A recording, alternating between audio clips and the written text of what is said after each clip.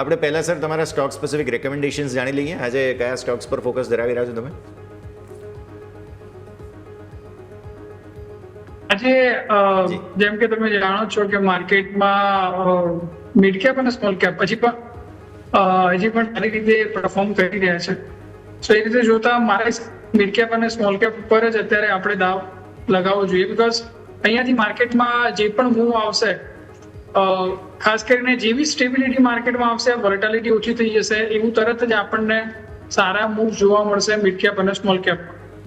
સો મારા હિસાબથી માર્કેટમાં ખાસ કરીને ડિફેન્સના શેરોમાં આપણે જોઈ રહ્યા છીએ કે રિસન્ટલી જે કન્સોલિડેશન હતા એ કન્સોલિડેશન તોડીને એ લોકો ફરીથી પાછા આઉટ પરફોર્મ કરવા લાગ્યા છે.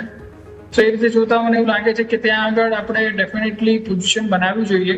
સૌથી પહેલા હું રિકમેન્ડ કરીશ કોચિન શિપયાર્ડ પર, અને મને એવું લાગે છે કે કોચિન શિપયાર્ડમાં અહીંયાથી એક સારો અપમૂવ આવવો જોઈએ. કોચિન શિપયાર્ડ અત્યારે ચાલે છે ઓલમોસ્ટ આપણે તમે જોઈ રહ્યા છો 2200 રૂપિયા આજુબાજુ ચાલે છે. 2100 એસએલની સાથે તમે એમાં પોઝિશન બનાવી શકો છો. ઉપરમાં 2300-2350 સુધીના લેવલ આવનારા 1 થી 2 વીકમાં દેખાઈ રહ્યા છે.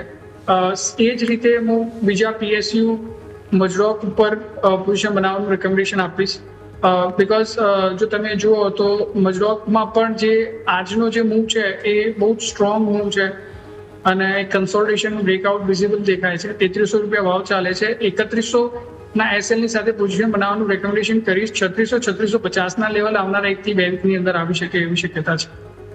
જી બિલકુલ. તો આજના દિવસે આપણે વરુણ સર તરફથી કોચિન શિપયાર્ડ અને મઝગાંવ ડોક આ બંને સ્ટોક રિકમેન્ડેશન તરીકે જોવામાં મળી રહ્યા છે. અને આ બંને સ્ટોક છે કે જેમાં જ આપણને સારી એવી તેજી 3.5% થી 4.5% સુધીની જોવા મળી રહી છે.